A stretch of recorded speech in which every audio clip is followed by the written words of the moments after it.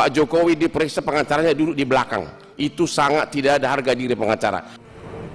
Pengacara kondang Hotman Paris kritik sikap Yakub Hasibuan saat dampingi Jokowi diperiksa polisi terkait laporan ijazah palsu belum lama ini.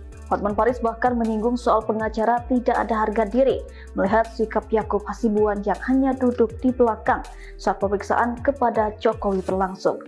Adapun saat itu Yakub Hasibuan mendampingi Jokowi diperiksa penyidik terkait kasus ijazah palsu di Bareskrim Polri Selasa 20 Mei 2025 lalu.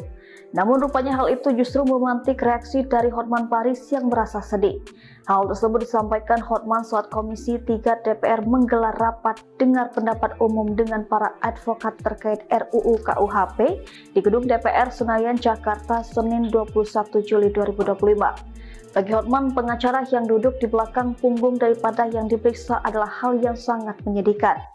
Hotman juga mengucap terima kasih kepada Dewan Perwakilan Rakyat yang telah memperjuangkan agar saksi mendapat pendampingan dari pengacara selama proses pemeriksaan. Hotman menuturkan selama ini ketika pengacara mengantar kliennya ke tempat-tempat seperti KPK, mereka hanya bisa duduk seperti patung. Dia menyebut kondisi itu membuat pengacara tidak memiliki harga diri. Memang itu sangat menyedihkan. Selama ini kita antar klien ke KPK, kita disuruh diduduk kayak patung di bawah. Pak Jokowi diperiksa, pengacaranya duduk di belakang. Itu sangat tidak ada harga diri pengacara.